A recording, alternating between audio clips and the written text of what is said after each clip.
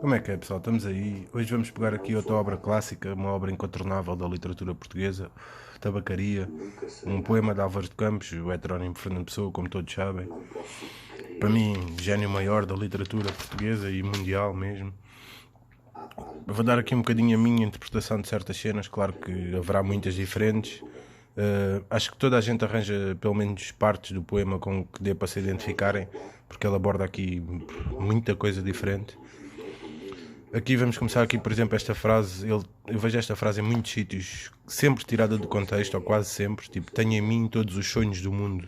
Já vi isto citado em muitos sítios, isto é completamente tirado do contexto, porque o poema começa assim: não sou nada, nunca serei nada, não posso querer ser nada, à parte disso, tenho em mim todos os sonhos do mundo. Depois ele começa aqui quase a descrever uma cena: janelas do meu quarto, de um dos milhões do mundo que ninguém sabe quem é. E se soubessem quem é, o que saberiam? Ou seja, o que saberiam de mim se soubessem quem vive nesse quarto. E depois, dais para o mistério, ou seja, janelas do meu quarto, dais para o mistério de uma rua cruzada constantemente por gente, para uma rua inacessível a todos os pensamentos. Real, impossivelmente real, aqui os contraditórios, não é? Impossível e real, impossivelmente real, certa, desconhecidamente certa, mais uma vez aqui os opostos, desconhecido e o certo, com o mistério das coisas por baixo das pedras e dos cheiros, ou seja, as pedras e os cheiros não trazem grande mistério, o que me interessa é o que está para lá disso. Com a morte a pôr umidade, a morte aqui no sentido de tempo, com a morte a pôr umidade nas paredes e cabelos brancos nos homens, com o destino a conduzir a carroça de tudo pela estrada de nada, ou seja, tudo acaba por ir dar em nada, tipo um bocado aquela cena de será que valerá a pena fazer alguma coisa se tudo vai acabar por dar nada. Estou hoje vencido como se soubesse a verdade. Estou hoje lúcido como se estivesse para morrer, aquela lucidez antes da morte que dizem que acontece, né? E não tivesse mais irmandade com as coisas, senão uma despedida, tornando-se esta casa e este lado da rua a fileira de carruagens de um comboio e uma partida apitada de dentro da minha cabeça e uma sacudidela dos meus nervos e um ranger de ossos na ida. Estou hoje perplexo, como quem pensou e achou e esqueceu. Estou hoje dividido entre a lealdade que devo à tabacaria do outro lado da rua como coisa real por fora e a sensação de que tudo é sonho, como coisa real por dentro. Ou seja, eu vejo realmente a realidade da tabacaria que existe do outro lado da porta, a lealdade que lhe devo é o que eu vejo real por fora, mas no fundo o que para mim é real por dentro, o que eu acho que realmente é real é o sonho. E depois, falhei em tudo. Como não fiz propósito nenhum, talvez tudo fosse nada. Ou seja, como não me apliquei realmente em nada, acabei por não falhar em nada, apesar de ter falhado em tudo, né? A aprendizagem que me deram, ou seja, o que me ensinaram, os estudos que eu tive, desci dela pela janela das traseiras da casa. Fui até ao campo com grandes propósitos, quase procurando a filosofia, por aí, mas lá encontrei só ervas e árvores, e quando havia gente era igual à outra. Saio da janela, sento-me numa cadeira, o que hei de pensar?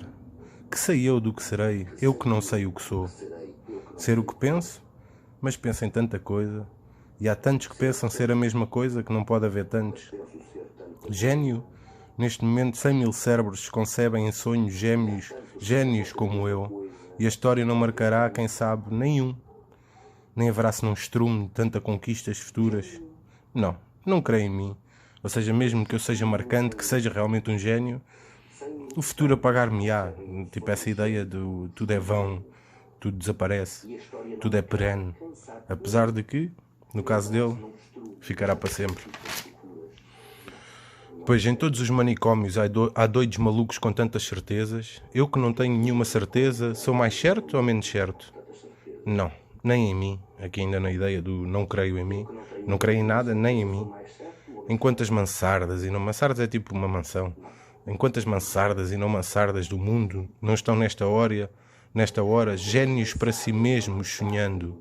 Por um lado, tipo, génios para si mesmos sonhando. Mas aqui a ideia é génios para si mesmos, ou seja, génios por auto-intitulação, não é por os considerarem génios, são eles que se consideram a si mesmos génios. Quantas aspirações altas e nobres e lúcidas, sim, verdadeiramente altas e nobres e lúcidas, e quem sabe se realizáveis, nunca verão a luz do sol real, nem acharão ouvidos de gente, ou seja, ideias que se calhar até valeriam a pena, ideias nobres, altas, lúcidas, não sequer vão ver a luz do sol, nem vão achar ouvidos de gente porque não chegam a lado nenhum, né? O mundo é para quem nasce para o conquistar, e não para quem sonha que pode conquistá-lo, ainda que tenha razão. Tenho sonhado mais que o que Napoleão fez, tenho apertado ao peito hipotético, ou seja, nesse sonho que eu tenho feito, aperto ao peito hipotético no sonho onde estou, mais humanidades que Cristo. Tenho feito filosofias em segredo que nenhum canto escreveu. Mas sou e talvez serei sempre o da mansarda, ainda que não more nela, serei sempre o que não nasceu para isto. Serei sempre só o que tinha qualidades. Serei sempre o que esperou que lhe abrissem a porta ao pé de uma parede sem portas e ouviu a voz de Deus num poço tapado. Ou seja, tive sempre à espera que alguém fizesse algo por mim. Ouvi a voz de Deus, mas o poço estava tapado, não consegui fazer por mim mesmo e fiquei sempre à espera de alguma ajuda que não apareceu. Crer em mim? Não. Nem em nada. Está outra vez a ideia de não crer em nada, nem em mim. Derrame-me a natureza sobre a cabeça ardente, o seu sol, a chuva, o vento, o que me acha o cabelo, e o resto que venha se vier, ou tiver que vir, ou não venha. Ou seja, a natureza que me deu o que tem, e eu aceitá-lo-ei, e o que tiver que acontecer, que aconteça, ou que não aconteça se não tiver que acontecer. Escravos cardíacos das estrelas, nós, né? Conquistamos todo o mundo antes de nos levantar da cama, ou seja, no sono conquistamos o mundo inteiro. Mas acordamos e ele é opaco. Levantamos-nos e ele é alheio. Saímos de casa e ele é a Terra inteira, mais o Sistema Solar e a Via Láctea e o indefinido. Depois aqui um parênteses, tipo, como se estivesse a falar com uma pequena da rua, né? Uma criança. Come chocolates, pequena. Come chocolates. Olha que não há mais metafísica no mundo senão chocolates.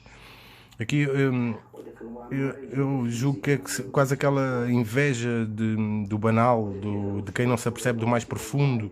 Ou seja, querer não ter essa profundidade para não ter a angústia de viver, para não viver neste sufoco. Ou seja, quem me dera poder desfrutar dos chocolates como tu desfrutas. Aqui ele diz, olha que as religiões todas não ensinam mais que a confeitaria. Come, pequena suja, come. Pudesse eu comer chocolates com a mesma verdade com que comes, mas eu penso. E ao tirar o papel de prata, que é de folha de estanho, deito tudo para o chão como tenho deitado a vida. Mas ao menos fica da amargura de que nunca serei a caligrafia rápida destes versos, pórtico partido para o impossível. Mas ao menos consagro a mim mesmo um desprezo sem lágrimas. Nobre, ao menos no gesto largo com que atiro a roupa suja que sou em rolo para o decurso das coisas e fico em casa sem camisa. Aqui um bocadinho uma metáfora, tipo, ok, eu vou-me despir então do papel que eu vesti e vou ficar sem camisa, vou ficar nu, cru. Tu que consolas e não existes e por isso consolas, ou seja, tu, esta musa a quem eu escrevo, que não sei quem é, nem sei sequer se existe, lá está, que não existe mesmo e por isso é que consola. Ou deusa grega, isto é tudo tipo, supostamente a musa que ele vai buscar será uma destas coisas. Ou deusa grega concebida como estátua que fosse viva, ou patrícia romana impossivelmente nobre e nefasta, ou princesa de trovador gentilíssima e colorida, ou marquesa do século XVIII decotada e longínqua, ou cocote célebre do tempo dos nossos pais, ou não sei que moderno, não concebe bem o quê. Tipo, isto tudo é como se fosse a musa que ele imagina, que não existe, né? Tudo isso, seja o que for, que sejas, se pode inspirar, que inspira. Ou seja, se me dá inspiração, existas ou não quer saber disso. Seja o que for que sejas, o que interessa é que me inspire. O meu coração é um balde despejado, ou seja, já não creio em nada, não amo nada. Como os que invocam espíritos e invoco-me a mim mesmo. E não encontro nada, ou seja, tento enfocar-me a mim mesmo como os que invocam espíritos, né? Mas não encontro nada. Chego à janela e vejo a rua com uma nitidez absoluta. Quase aquela, voltando ali atrás, aquela cena de estar lúcido, como se estivesse para morrer, né? Vejo tudo com uma nitidez absoluta. Vejo as lojas, vejo os passeios, vejo os carros que passam, vejo os entes vivos vestidos que se cruzam. Eu aqui vou buscar um bocadinho a lógica ali de trás do ele ter ficado em casa sem camisa e na rua ver os entes vivos vestidos, ou seja, diferente, tipo mascarados quase. Vejo os cães, que também existem, ou seja, aquela existência vã, como a que eu sinto que tenho neste momento. Até os cães existem, como eu, e tudo isto me pesa como uma condenação do degredo. E tudo isto é estrangeiro, como tudo. Ou seja, não me é familiar, tudo me é estrangeiro. Depois aqui ele continua aqui. Vivi, estudei, amei e até criei. Ou seja, até chegou a crer e eu acho que aqui não é nada casual ele pôr aqui no fim o até queria, como quem diz, imaginem lá que eu até queria, tipo uma cena mais impensável, mas até isso eu fiz. E hoje não há mendigo que eu não invejo só por não ser eu. Olha cada um dos andrajos, tipo os truques por aí, e as chagas e a mentira, e penso, talvez nunca vivesses, nem estudasses, nem amasses, nem cresces, porque é possível fazer a realidade de tudo isso sem realmente fazer nada disso. Tipo, é possível dizer que o fizeste e até fazê-lo sem realmente fazê-lo. Talvez tenhas existido apenas, lá está a ideia ali do cão, dos cães que também existem, e talvez tenhas existido apenas como um lagarto, até a quem corta o rabo, e que é rabo para quem do lagarto remexidamente, ou seja, que é o resto, que é uma coisa que ficou deixada para trás. Fiz de mim o que não soube, e o que podia fazer de mim não o fiz, ou seja, escolhi o caminho de algo que eu não sei fazer, e o que podia ter feito de mim, algo mais valoroso, não o fiz. O dominó que vesti era errado, ou seja, as peças do que eu fui montando em mim não era o que devia ter montado, era errado. Conheceram-me logo por quem não era e não desmenti, e perdi-me. Quando quis tirar a máscara, estava pegada à cara. Quando a tirei e me vi ao espelho, já tinha envelhecido, estava bêbado. Já não sabia vestir o dominó que não tinha tirado. Deitei fora a máscara e dormi no vestiário, como um cão tolerado pela gerência por ser inofensivo. E vou escrever esta história para provar que sou sublime. Essência musical dos meus versos inúteis. Quem me dera encontrar-me como coisa que eu fizesse e não ficasse sempre de fronte, da tabacaria de fronte, ou seja, quem me dera fazer algo realmente valoroso, onde eu me encontrasse lá e não ficasse só aqui, de fronte da tabacaria de fronte, calcando aos pés a consciência de estar existindo, ou seja, saber que esta existência vã, eu tenho consciência disso, mas vou calcando essa consciência como um tapete em que um bêbado tropeça, ou um capacho que os ciganos roubaram e não valia nada. Mas o dono da tabacaria chegou à porta e ficou à porta. Eu olho com o desconforto da cabeça mal voltada e com o desconforto da alma mal entendendo. Ele morrerá e eu morrerei. Ele deixará a tabuleta, eu deixarei os versos. A certa altura morrerá a tabuleta também e os versos também. Depois de certa altura morrerá a rua onde esteve a tabuleta e a língua em que foram escritos os versos. Morrerá depois o planeta girante em que tudo isto se deu.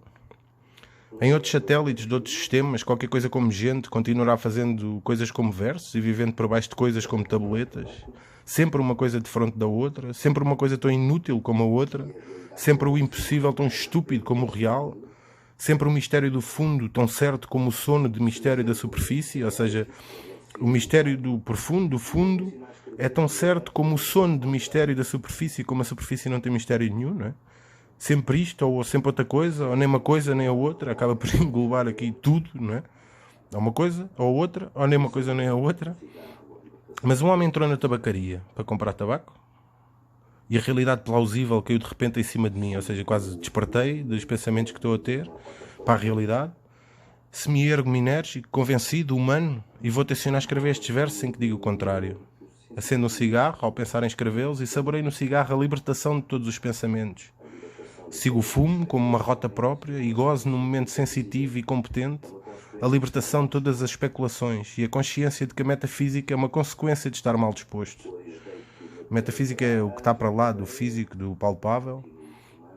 Ou seja, o que eu estou a imaginar, isto tudo que eu estou a dizer é uma consequência de estar mal disposto. Depois deito-me para trás na cadeira e continuo fumando. Enquanto o destino me conceder, continuarei fumando. Se eu casasse com a filha da minha lavadeira, talvez fosse feliz. Visto isto, levanto-me da cadeira. Vou à janela, o homem saiu da tabacaria, metendo troco na algibeira das calças. Ah, conheço, é o Esteves, sem metafísica. Ou seja, palpável, físico, lá está, sem metafísica, sem... Para além de... O dono da tabacaria chegou à porta, como por instinto divino, o Esteves voltou-se e viu-me. Acenou-me adeus. E eu gritei-lhe, adeus, ó Esteves, e o universo reconstruiu-se-me, sem ideal nem esperança, e o dono da tabacaria sorriu. Ai, eu adoro mesmo este poema, acho que todos encontram aqui alguma coisa com que se identifica, eu encontro mesmo muito.